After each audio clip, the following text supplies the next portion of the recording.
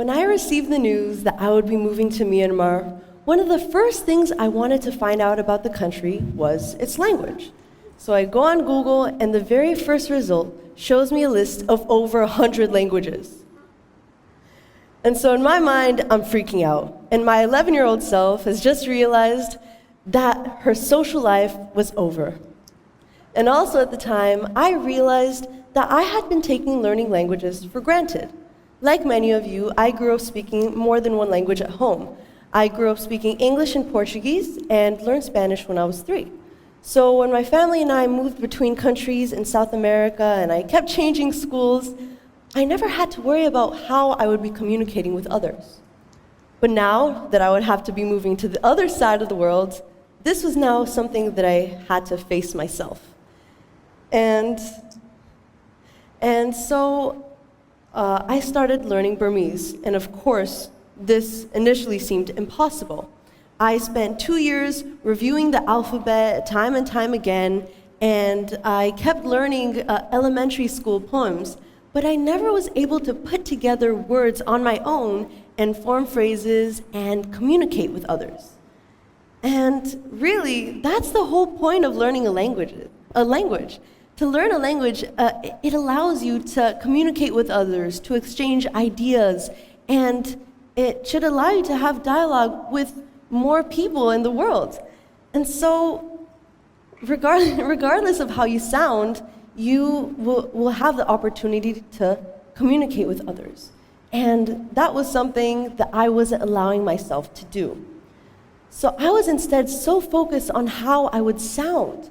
I was so worried about proficiency and the words not sounding the way they would because I wasn't fluent.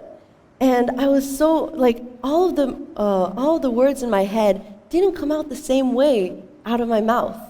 And I knew that to a Burmese speaker, anything I would say would sound like absolute gibberish.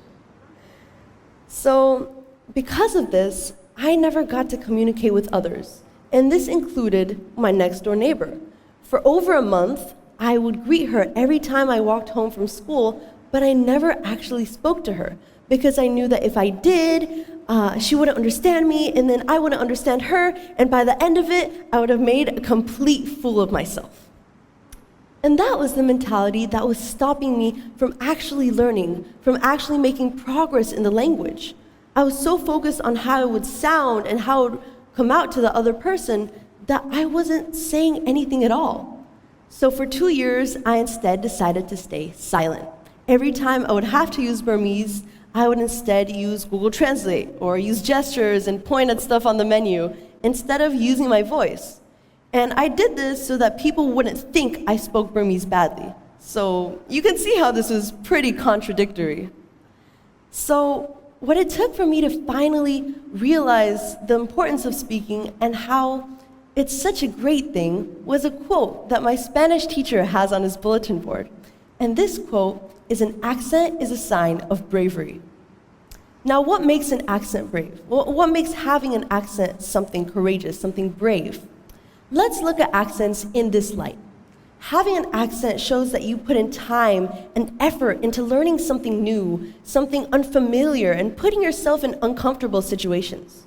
It shows that you put in time into learning and probably had some awkward interactions. So really, it's like wearing a badge of honor that shows your hard work. Really, it's something that you should be carrying with pride. So when I started to incorporate this mindset into my other interactions, I noticed that I wasn't staying silent anymore, and instead, actually talking to others. And this meant finally speaking in Burmese with some of my friends. This meant ordering at restaurants in Burmese, and this also meant speaking with my next-door neighbor, who I was deathly afraid of speaking to. Even though this did mean it's expected misunderstandings. When she greeted me for the first time, instead of understanding her greeting as "Have you eaten today?" I instead thought she was saying, "Can I have some of your food?" So I actually opened my lunchbox and offered her an orange, and she kindly refused. So even with these misunderstandings, I was still having a conversation with her, something that I thought was impossible. And through this exchange of ideas, we spoke about the hot weather and the noisy road construction near our houses. Through this interaction, I was able to make a new friend, and so that was something that I thought was impossible. And so, this of course didn't happen from one day to the next. This sort of language immersion of speaking to others and practicing verbal communication have been proven to be two of the best ways to learn a language. So, learning, even though this may mean having an accent, making mistakes, awkward interactions, it's all a sign of progress. So if there's one thing you take away from this talk, is that you shouldn't be afraid of speaking the language that you've been learning or wanting to learn, because every accent, every mistake is a sign of growth. But most importantly, it's a sign of bravery. Thank you. Jesu te marishe.